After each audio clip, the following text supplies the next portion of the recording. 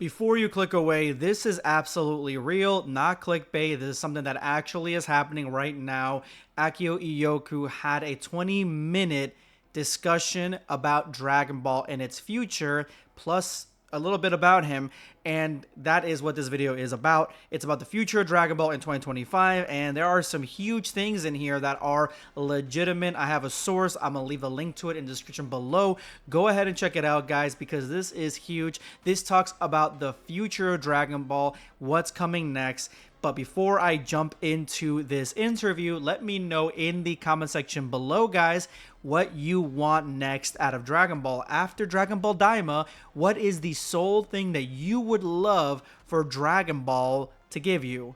That is a huge question, and I expect a huge answer in the comment section below. Let's go ahead and jump into this interview. So Todd Blankenship, who is a huge Dragon Ball leaker, he posted or retweeted this interview by Andy. That's how I got this. It is an interview from a radio show in Japan where they had Akio Yoku on there talking about Dragon Ball and its 40th anniversary. Of course, they're doing huge things for Dragon Ball because it is the 40th anniversary. That's the reason we got Dragon Ball Daima, which again, I absolutely love. So let's go ahead and jump into this interview so we can see what the future of Dragon Ball will bring us. So Akio is the executive producer of Dragon Ball Daima, and this is kind of an interview that was translated from the Japanese source, so it isn't full on like an interview usually is, like how I go on the channel and talk about them. It's mainly about the things that were talked about on the radio. So the first things first, apparently Akio Yoku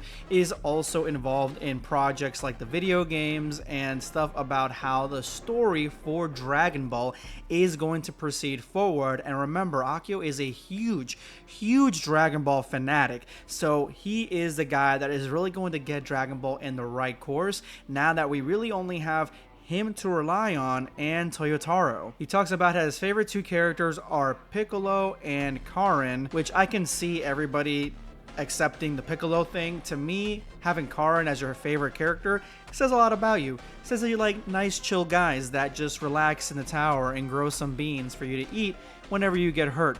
Love it. I love Karin as a character. I wish we got more of him in Dragon Ball as just in total, but I'm glad that we actually got to see him in Daima a little bit. Akio Yoku is the reason that we got Piccolo getting a transformation, getting stronger, because Yoku went to Toriyama and said everyone else is getting stronger, all the other characters in Dragon Ball are getting stronger, and so what are we going to do with Piccolo? And he consulted with Toriyama to bring us Orange Piccolo, which is one of my favorite transformations in all of Dragon Ball. So big ups to Yoku. So he is confident that he knows everything about Dragon Ball, everything, but he'd probably fail a quiz.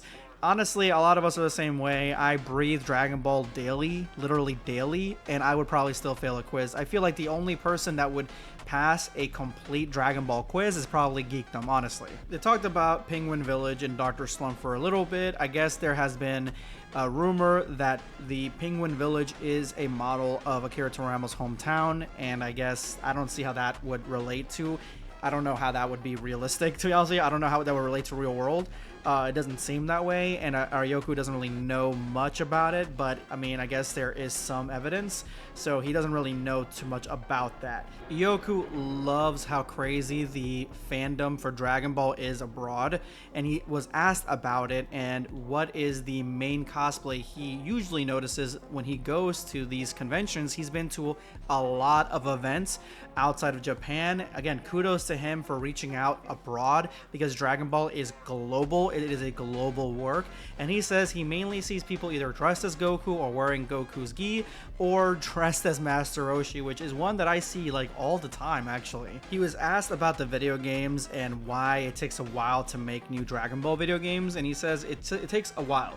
It takes 3 to 5 years to make a game, and in that time they need to bring things out. So I mean, he basically explains Xenoverse's existence here by saying that it's better just to throw a DLC out there, keep people engaged. He references Kakarot here, but I believe that he's talking about Xenoverse, because Xenoverse 2 has been going for 10 years now. It's going as long as GTA. So the reasoning why Dragon Ball Daima was created, I guess, was to have old fans return to Dragon Ball and have the new fans love the new setting, which is basically what is ending up happening. A lot of older heads are watching the anime because of the fact that they grew up with Dragon Ball, and a lot of new people are interested in new transformations, the demons, all that stuff. So I completely agree with that.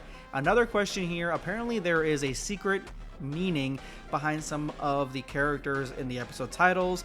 There's a whole breakdown on Todd's page about it, but it doesn't seem to say the full message yet. So when it does say the full message, I'll make a video on that. Apparently they decided to make everybody small instead of just Goku because it would be fun, and it would be something to bring them all together after the Boo events, which I think is honestly, this is the most fun that I've had with the majority of the cast, because even Bulma gets really a lot to do here, and Vegeta and Piccolo fighting alongside each other, being the ones that are next to each other and going through the demon world, is something that only the strongest fan fictions would have been able to predict. Apparently he's saying that Nozawa was in great form back when they were doing the Jump Fiesta and she did a Kamehameha pose.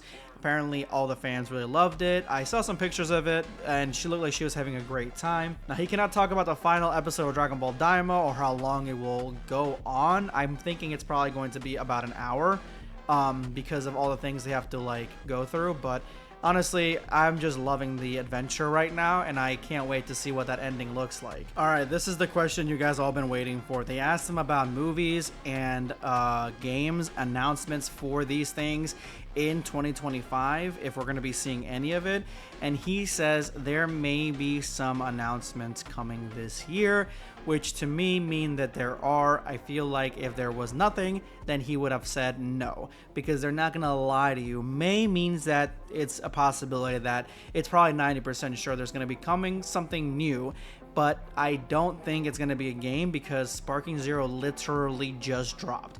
Sparking Zero literally came a few months ago and it's still going strong. This should be the year that they're bolstering it and putting out DLC, and he literally just said that it takes 5 years to create a new game, and unless they've been creating a game for years, a new game, which again I don't know what other game would have more hype than Sparking Zero, I don't see the conversation being about, or the announcement being about games. I think that there is going to be a movie being announced this year, which would mean that the anime, Dragon Ball Super anime, is not continuing. I don't believe that it's continuing after Daima. I don't think it's continuing this year or next year. I think that they're going to be coming out with huge movies and blockbusters, knowing how many people will actually go to these things and will be loving it and will make a lot of money doing so, that they're going to be focusing mainly on movies, getting that quality to movie level quality, and we're just going to be continuing on with the manga when it comes to Dragon Ball, at least official Dragon Ball. I don't see another anime in the future. They were talking about the tribute cover that was made by Oda for Dragon Ball and how a lot of mangaka creators were influenced by Toriyama in some level, which completely makes sense. And these are the final words, and this is why I'm thinking they're going to announce a movie here soon, because he says since it's new year, he'd recommend to rewatch the 12 Daima episodes we have so far, so just rewatch those, enjoy the games, and look forward to 2025. The host goes, there's something, right? And Yoku goes like something, hinting again at something might be coming and announced, which is going to be a movie. A new movie coming through the pipeline. I can't wait to see what it's going to be. I can only imagine that it's going to be something that is an offshoot, because I feel like Toyotaro with the manga, he's going to have to continue it past Dragon Ball Super Superhero. More likely this movie is going to be in that time frame in the future, maybe like a spin-off into a different direction or something along those lines. I don't think we're going to be getting any more prequels, but I don't know, it could be a possibility. We'll see what it is. Let me know what you guys think this possible new movie is going to be. Let me know in the comments.